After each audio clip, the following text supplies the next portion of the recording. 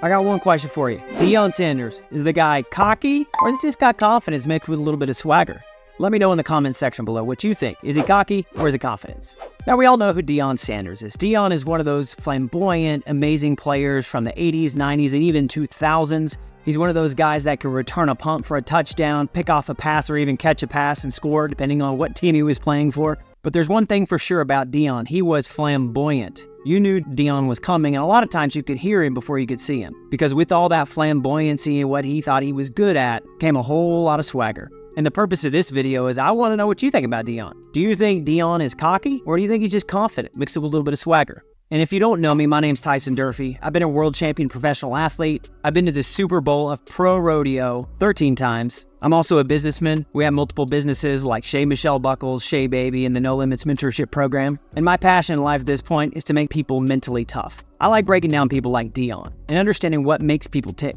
Now, Deion is one of those flamboyant, wild, out there type of individuals, especially from a guy like me coming from the Western lifestyle. It's hard to watch somebody celebrate before they get in the end zone. It's hard to see all the end zone dances and all the things that are so common now.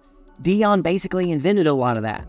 And so for me, as a young man watching Deion play football, he was electric, he was fast, he was almost like a deer. I mean, he could evade a defender and get to the end zone. And I'm not gonna lie, watching Deion was a heck of a lot of fun growing up. I was a Cowboys fan, and he was part of what got the Cowboys to the Super Bowl back in '95. But things have shifted a lot for Deion now. Now Deion is not behind the ball, but he's on the other side of the ball, coaching, preaching, teaching, getting these other young men to elevate their game and go to the next level. And I really am truly wanting to know from you if you think Deion is cocky or is it confidence? And Roy Cooper told me a long time ago not to mix up arrogance and confidence. Now, I'm going to call it cocky and confidence. You call it what it will. Just let me know in the comment section below what you think, if it's cocky or if it's confidence.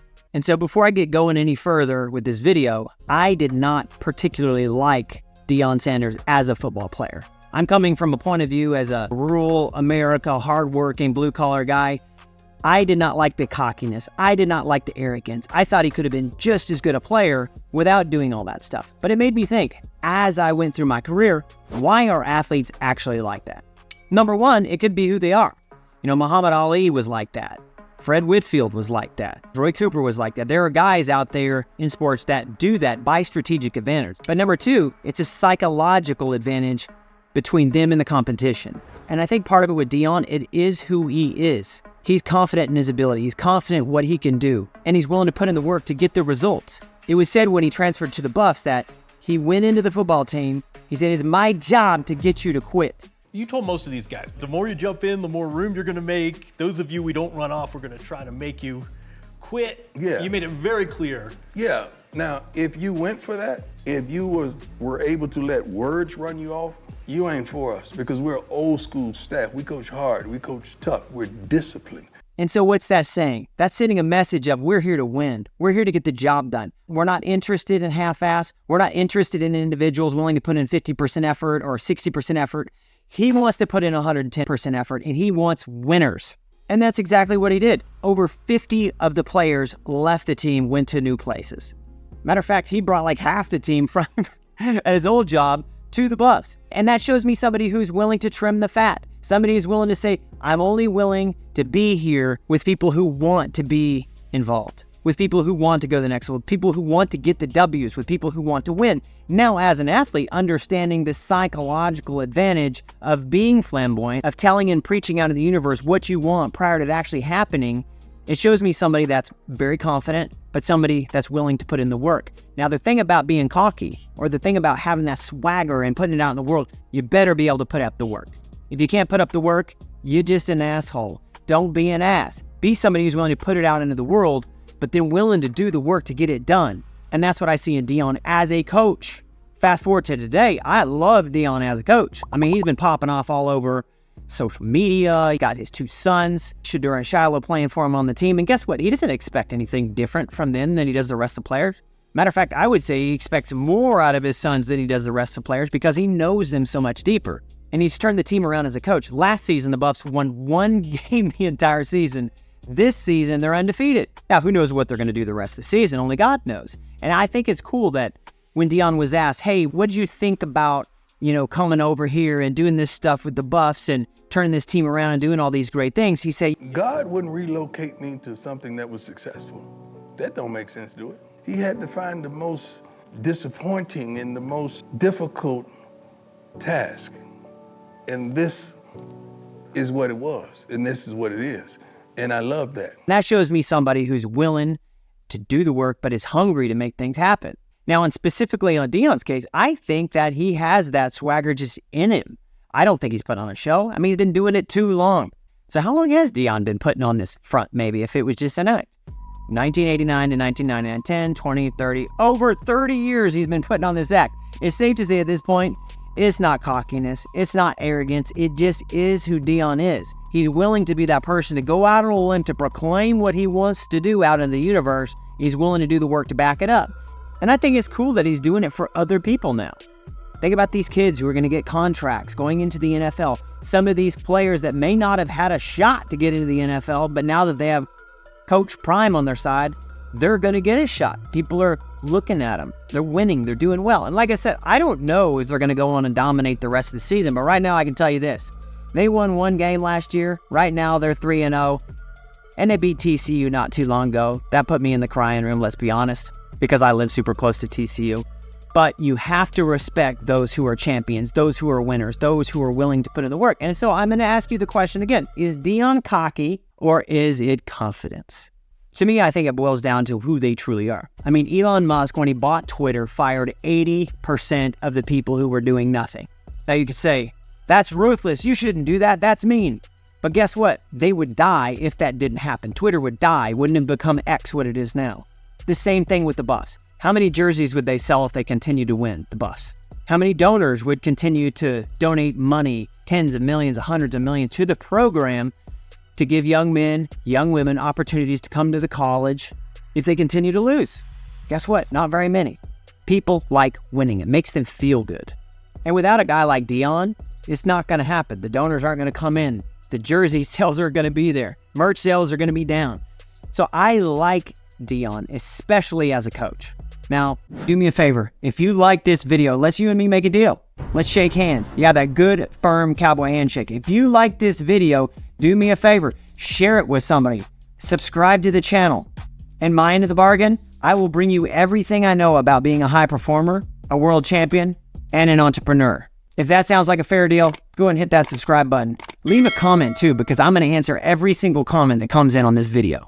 When I was younger, I didn't understand the flamboyancy. Now that I'm a little bit older, a little bit more wise, a little bit more seasoned, I really like the flamboyancy. I like the guy that's going to proclaim it out into the world and then go get it done. And the thing that I like about this is that a rising tide lifts all ships. And so he's not only lifting up his own personal image and brand, he's lifting up the Colorado University. He's lifting up the players. He's lifting up the team. Matter of fact, there's this one 95-year-old lady that he went to her house to visit her. And I'll probably pop the clip in right about here. How you doing? Well, Mike, I'm Peggy. Peggy, Are how you doing? you Prime? That's what they call Do me? I call you that or? No, you call me anything Yeah. you want. You good. Well, how about good looking? There you go. That'll do. I like that. Okay. That to me shows humility. That shows humbleness. That shows somebody who's willing and interested to lift up the fans around him and really start what I consider a movement. And that movement's going to make people mentally tough because it's going to make them believe in themselves. It's going to make them believe in the possibility of a future. And that's really what I'm all about. I'm all about being mentally tough, mentally strong. I can, I will, I must. I am going to watch what I'm going to do because I'm going to put in the work to get it done. And I want that belief for you. Just like it's for Deion. Just like it's for me. Just like it's for those individuals out there going and winning and achieving and doing amazing things. Because I believe our country right now is in, well, a pretty bad spiral. Let's be honest. I think it's in a pretty bad spiral. I think young men in this country are misled. I think a lot of them are just going the wrong path because of what social media says that they should do or what the news said they should do. And I love guys like Deion standing up and saying, hey, we're going to take the road less traveled. We're going to do the work. And guess what? When we do the work and when we win, we're going to rise everybody up around us. Think about yourself, your financial situation, where you're at with your family, your friends. If you were the best version of yourself, how much could you lift up everybody around you? Your mother, your father, your brother, your sister, your cousin, your kids, whoever it is for you. If you were the very best version of yourself, you could lift everybody else up around you. And my challenge to you with this video, number one, I want to know about if you think Deion's cocky or if you think he's confident. But the second thing I want to know about this video is, what if you put in the hard work to lift yourself up? What if you went to the next level? What if you could win like Deion's winning or like I've won in a world championship? What if you were the one that everybody looked to that said, man, I want to be like that guy? And you might be sitting there thinking to yourself, it's not possible. You don't know where I come from. You don't know how hard it is. You don't know what happened to me. Listen, I come from very humble backgrounds and I've been successful. And if you look at about almost every single mentally tough person out there that's winner, that's achiever, that's somebody that goes out and does amazing, they all came through trash to get to that treasure. So don't discount yourself. Don't discount your story. Don't discount the path that you went through just because it was hard. Matter of fact, if anything else, it qualifies you to be great. It qualifies you to be like a Deion or to be like a Tyson or to be like whoever you look up to. And I'm going to tell you, the world wants you weak.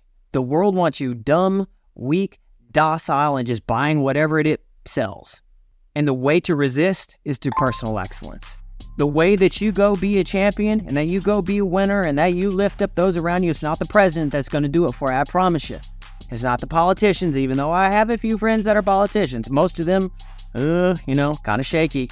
It's not your mom, it's not your dad, it's not your coach, it's not any of those people, it's you. It's your personal excellence. It's how you wake up in the morning, how you conduct yourself, whether you talk to people with integrity and honesty, whether you're willing to help those who are less fortunate than yourself, whether you're willing to say, no, I'm not going to eat that crap and I'm going to go for a run, or I'm going to get a workout in, or I'm going to put in a little extra effort on this school task or whatever it is that you do. It's personal excellence that's going to set you free. You know, when we see these famous athletes all the time, they're all out there, they're winning, they're doing good, they've got their $1 million car and their big watch and all this stuff.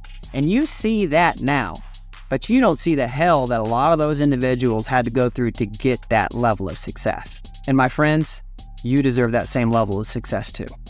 And it starts with personal excellence. So I got a couple things before I end the video. Number one, do you think Deion Sanders is super cool? Do you think he's cocky? Do you think he's confident? What do you think about Deion Sanders? Number two, what is the next step for you? What is the one thing that you could do to take yourself to the next level right now? Put it in the comment section below, because guess what? I'm going to read the comments and I'm going to like it.